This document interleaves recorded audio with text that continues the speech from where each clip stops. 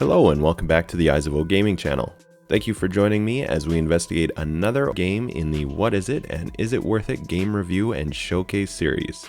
During the review, I will try my best to stay objective and as spoiler-free as possible as we go over the various aspects of the game, such as mechanics, graphics, and sound, as well as giving a general idea of the world the game takes place in. I won't be giving a number rating to the game as I find number rating systems to be very arbitrary considering the subjective nature of video games. Instead, I'll try my best to give enough information that you can decide for yourself if the game is worth it for you. If you are interested in a more subjective look, stay to the end of the video for my personal recommendation of if I would recommend the game, and if I actually enjoyed it with a simple yes, no, or sometimes a maybe, and a short explanation of why or why not.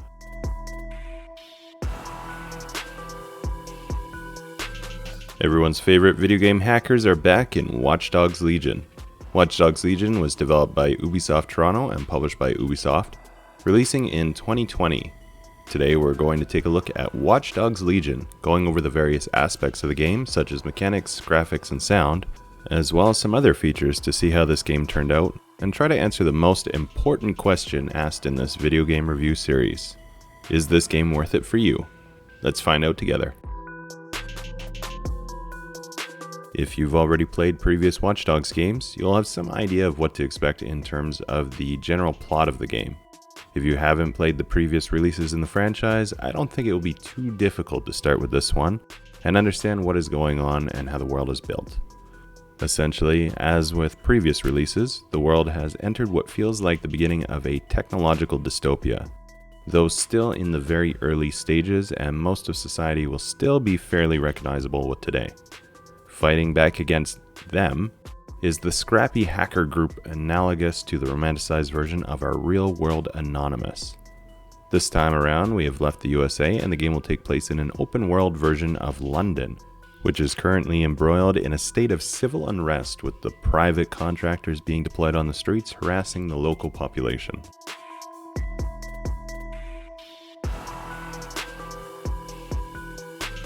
The core mechanics of the game will be similar to Watch Dogs 2, being able to interact with a lot of the environment, driving, similar combat, hacking, all within an explorable open world environment. The main difference from this one compared to previous releases in the franchise is that you'll be able to recruit and play as just about anyone you come across in the game. Target specific civilians, do some kind of mission for them, and they'll join up with your organization and be available for completing missions. Weapons are fairly limited, basically just lethal or non-lethal, though you will have access to some unique weapons such as drones and others. Hacking is also pretty simple, with most things just requiring a button press or waiting in a certain radius within an object to complete the hack, though there are some puzzle-style sequences as well. Driving has gotten a little better with each release and is feeling less stiff than before. Controls on foot are all pretty smooth, and navigating the world is done really well in this game, as the parkour element of Watch Dogs 2 has been brought back this time around as well. Graphically, the game performs pretty well. The environment is a sci-fi-esque, near-future, or futuristic style, though with a lot of tech styling such as hologram advertising and very bright lighting. As you would expect from a AAA title like this, NPCs, vehicles, and environments all have a good look and are well polished. During gameplay, I didn't really encounter any graphical bugs or glitches, and the game handled quite smoothly. For your operatives that you recruit, there are a number of clothing customizations available to purchase in-game, as well as premium options if you want to spend real money to dress them up.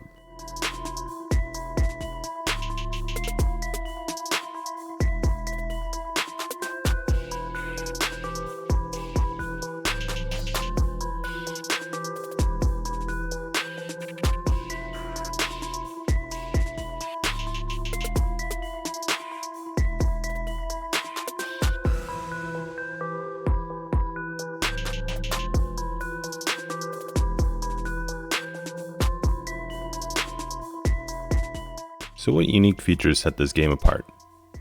The hacking element has been what set this franchise apart from other open-world city games, though it does seem a little more simplified from previous releases in the series. The parkour style, which has been carried over from Watch Dogs 2, is really quite smooth, and it does have an Assassin's Creed light feeling to it. The really unique aspect of this release though is in the recruitment of operatives. For the most part, anyone you meet in-game is a potential operative, complete with their own abilities and skills that they bring with them. Sometimes it's blending in with the surroundings, allowing for a Hitman-style disguise in certain areas. Weapons or even special skills such as a police officer being able to make an arrest. While completing missions, operatives can be killed or arrested. And even some of your other recruits, such as doctors or lawyers, can be useful in speeding up their cooldown before they can be used again. There is an option to turn off the death possibility of your operatives. However, I personally felt that this would take away from the experience the game is trying to provide.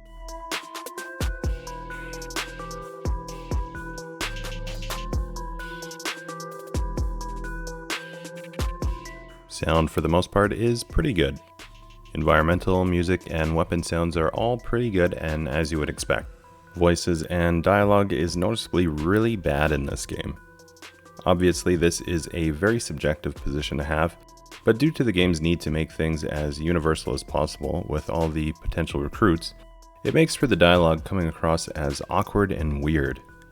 There seems to be only a handful of voice actors, so voices also get reused a lot. It seems very odd when playing. The writing is just overall pretty poor, and I would take the edgelord style of Watch Dogs 2 over this cringy mess any day.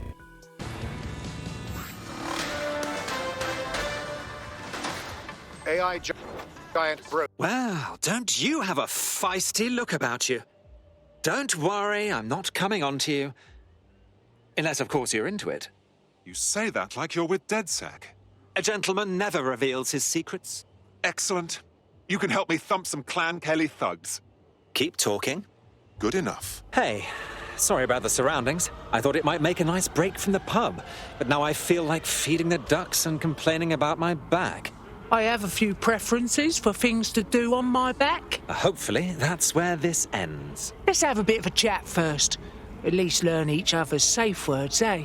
Sorry, couldn't resist. Come on, let's have a seat.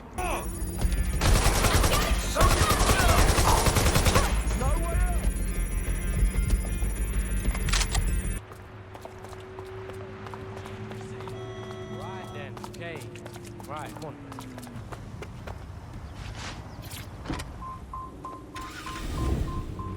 So what do I compare this game to?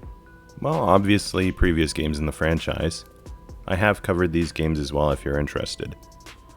Watch Dogs 1 has a similar world building, quests, and hacking skills, as well as having the darker tone that you find in Watch Dogs Legion.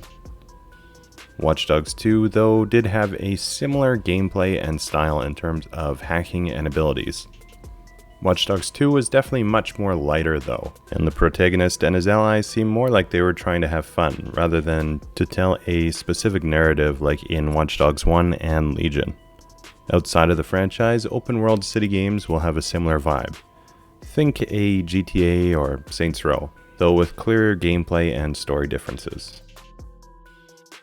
So now that we've looked at some of the features of the game, we reach the point of my review where I give a more subjective look at my personal experience with it.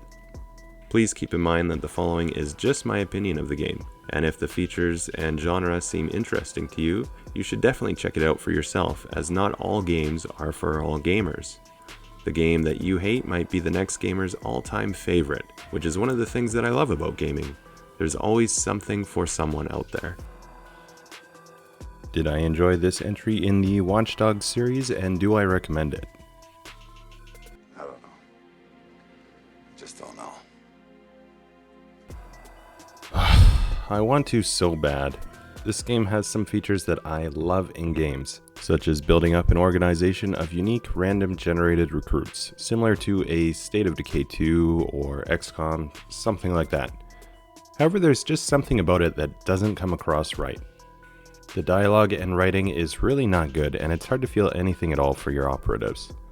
They all just come across as expendable clones. Even with their unique skills, they end up feeling not very unique.